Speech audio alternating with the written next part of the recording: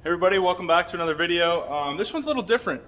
If you're reading this title and you found this online, this will be how to change a window regulator in a 73 to 79 F-150, F-100, F-250 Bronco, whatever you may have in those years, but I guess the dent style, not the bump style. So here's a how-to on how to change the window regulators. So as you can see here, this is my 1975 Ford F-150 Custom. Got this truck last summer. Pretty cool little truck. Its nickname or dubbed is Juan 50, as this truck actually originally started its life in Mexico, and the previous owner there, his name was Juan.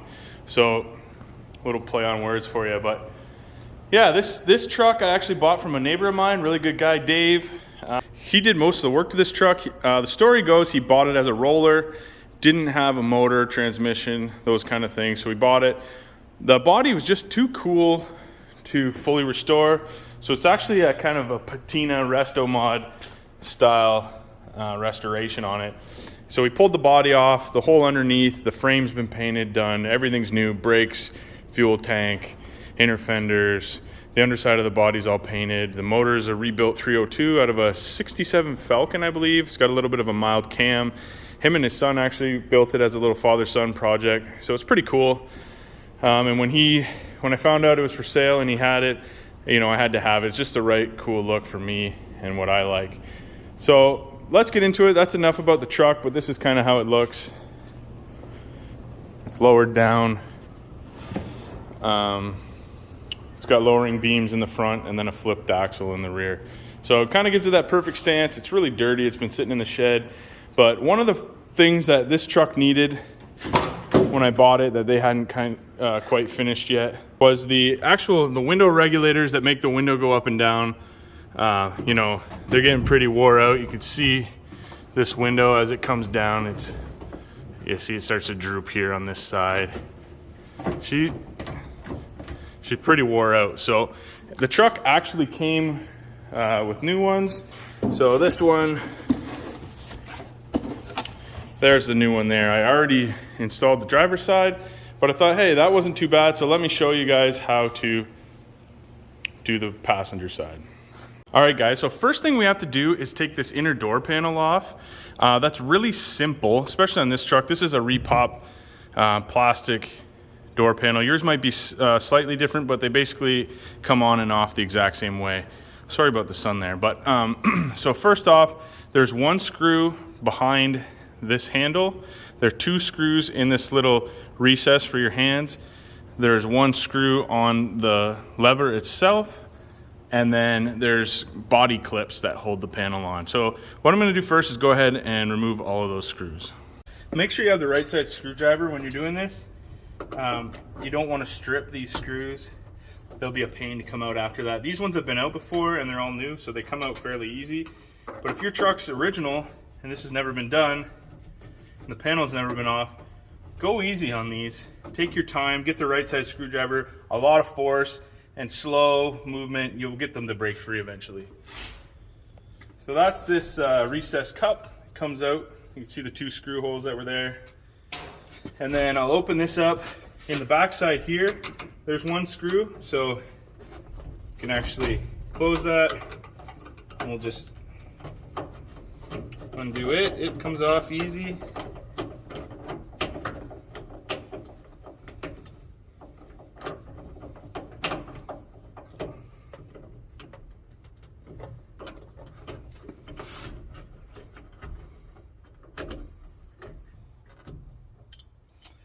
Like so. Really easy stuff. And then what we're going to do is we'll just crank this window up. Oh, about there. Leave a little bit of a gap. You can put it down 4 inches or so. And we'll just screw this off.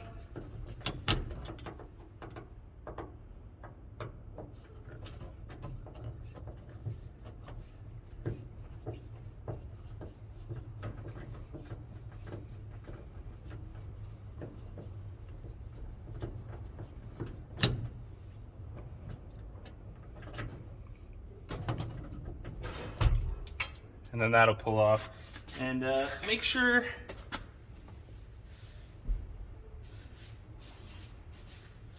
you don't lose this plastic washer that goes behind. That'll stop the handle itself from scratching your door panel when you roll it up and down.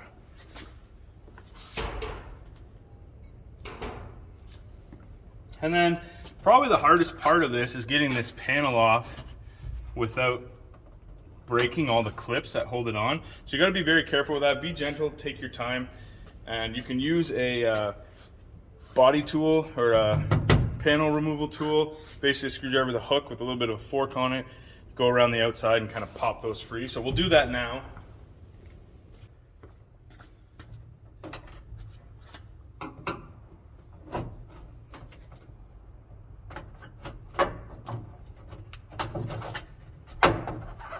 Feel that, you hear that clip kind of come free there.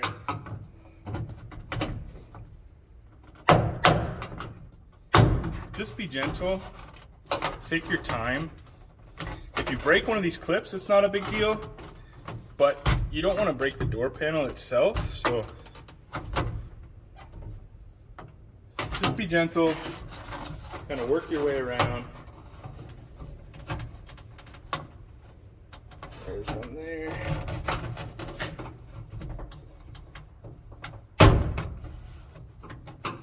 And down here.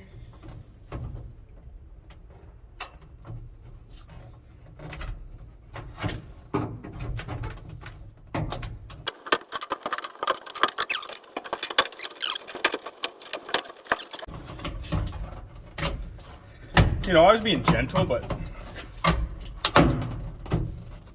not too gentle. It does need a little bit of effort. And then that's what happens. Don't drop yours, but there it is, it's all off. And this clip that was here actually went flying. This is what those clips look like. So they're real easy. There's a slotted system on the back of this panel. You can see that edge there. Slides in the slot, we're good to go again. So set your panel aside.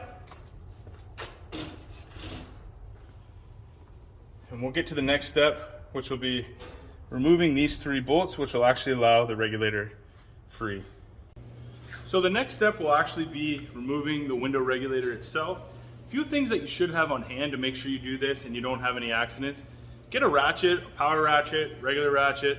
I like using this because it's easier, but just a regular 3/8 drive ratchet with, or whatever, quarter, doesn't matter, with a 1/2 inch drive socket on it. And we're just gonna loosen 1, 2, 3, and 4. That'll allow the mechanism to come free. The other thing you'll need is some of these shims, door shims, window shims, carpenter shims, framing shims, whatever you call them. Today they're gonna be 1975 window shims. So what we'll do is we'll actually stick these in between the glass and the window, and that will allow for this regulator to actually be able to be removed from the track, and the window won't fall down. And there's different ways of doing this. I'll show you the way that I like to do it. It's a little bit more involved, but I think it's a little bit easier in the grand scheme of things. I've watched a few videos on this, and doing it this way, the way I like to do it, will allow you to get the regulator off the track a little easier. So go grab that window crank you removed, throw it on here quick, and just roll the window down. And we'll show you what we're doing here. So as you roll the window down, you see this. This here is the regulator. Here's my new one. So that's this section here at the end with a little ball on it. That's actually what's inside this track on the glass itself. So once you remove these bolts, you're gonna have to either slide this regulator out. And the best way I found to do it is if this is all loose, it'll slide out the end here. So I know guys, they'll get the window to about this section, they'll put their shims in, about here to hold the window, they'll undo that. I just found it's a bit cumbersome. Once you put this shaft back inside the door to be able to slide this out, you really don't have that much movement. So what I like to do is keep my shims handy, and then kind of hold this and the regulator at the same time, and work them together to be able to slide this out. And then once I get it out, I will slide it up, throw my shims in, and then I'll pull this out. And I'll show you how I do that. But I'm gonna go ahead and remove these 3. These are what hold the regulator on, like I said before.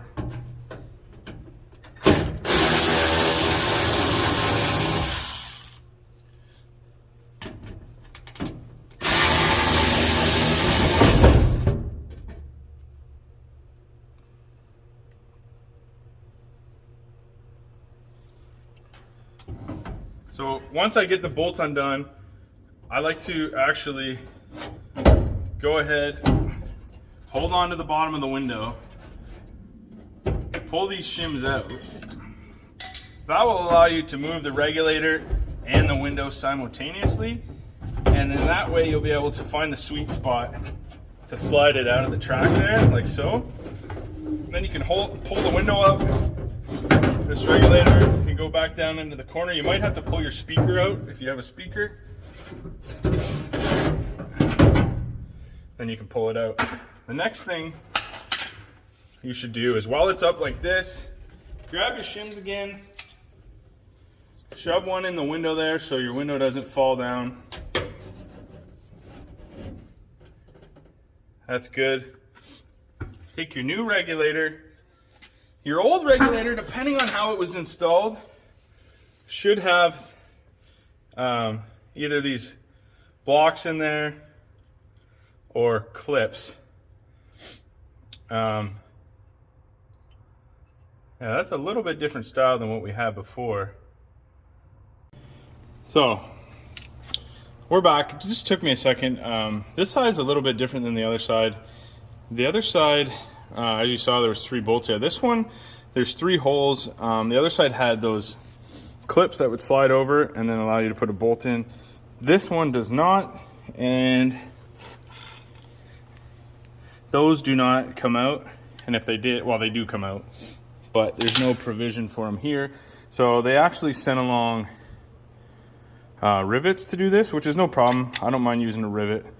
I'll probably never have to do this again in my lifetime, and I'll probably actually take that side apart over there. It had the clips that slid over. Somebody must have done it in the past.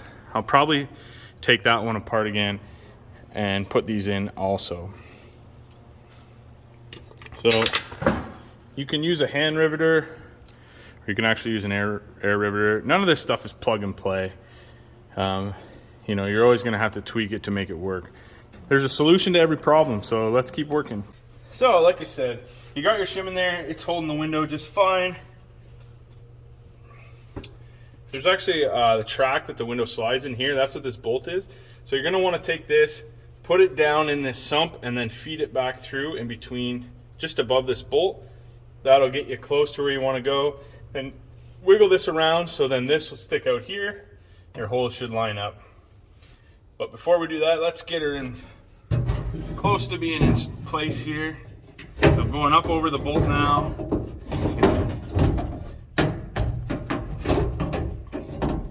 They're getting really close. I think at this time, it's the best, the easiest way to get this roller wheel back in this track. So I'll actually just kind of set it there so it doesn't move. Once again, take my shim out. Make sure you hold the bottom of the window here and the regulator. Get it down. Get your wheel slid in the track, and then you can kind of maneuver the window up and down wherever it needs to be. So you can get the crank arm. And this is probably the trickiest part, is just getting that crank arm lined up in the hole. There's not a lot of room to work here, so just kind of wiggle it around, trial and error till you find the sweet spot.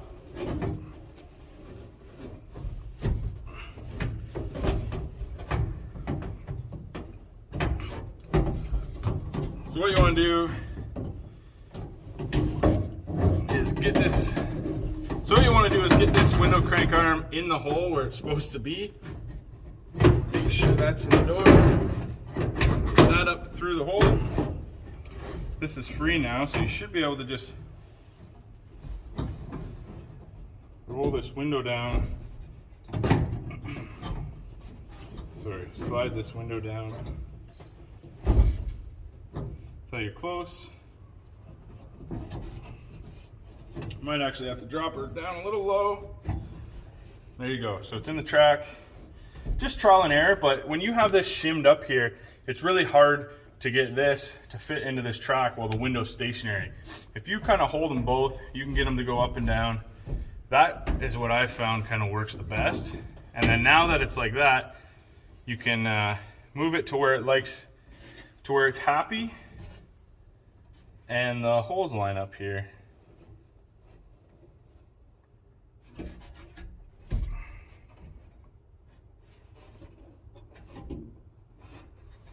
I'm thinking right about there looks good.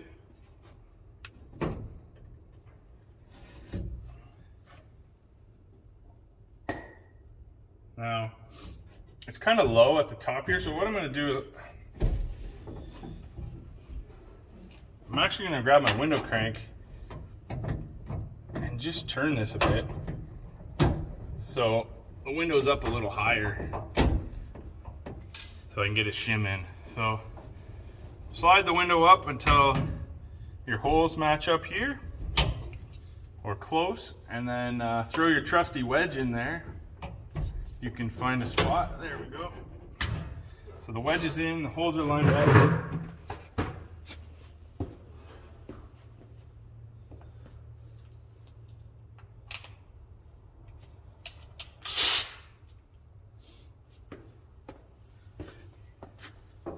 Now take your rivet, line it up. You might want to stick one more in there so you can kind of center it. Reach your hand in, push that tight, and go ahead and there we got one. The next one.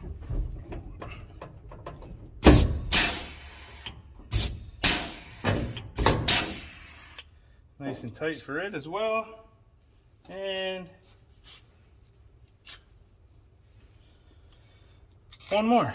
And a regular hand riveting tool will work just as well.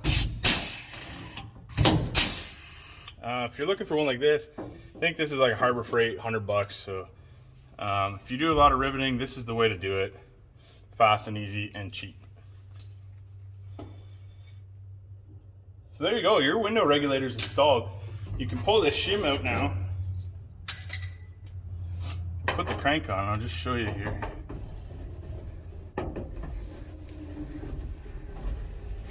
There you go. Yeah guys, that's it. Next thing we're gonna do is just reinstall everything and we're done.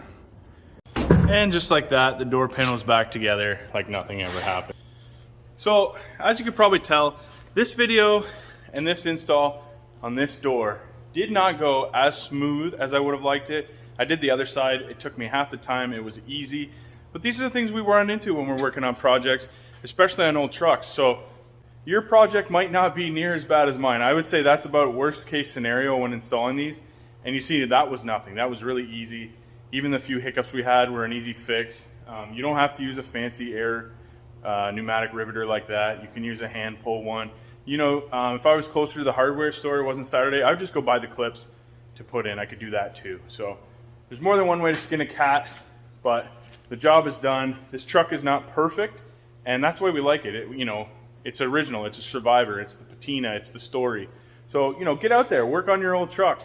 So if you guys are new here to the channel and you're just tuning in to watch the install of this video and you like the video, go check out our other videos. We've got a ton of videos. We're rebuilding a Peterbilt 379. That's really cool. It's just about done. We're to the really cool stage now where all the finishing touches, the chrome, the shiny stuff, the cool stuff's going on it.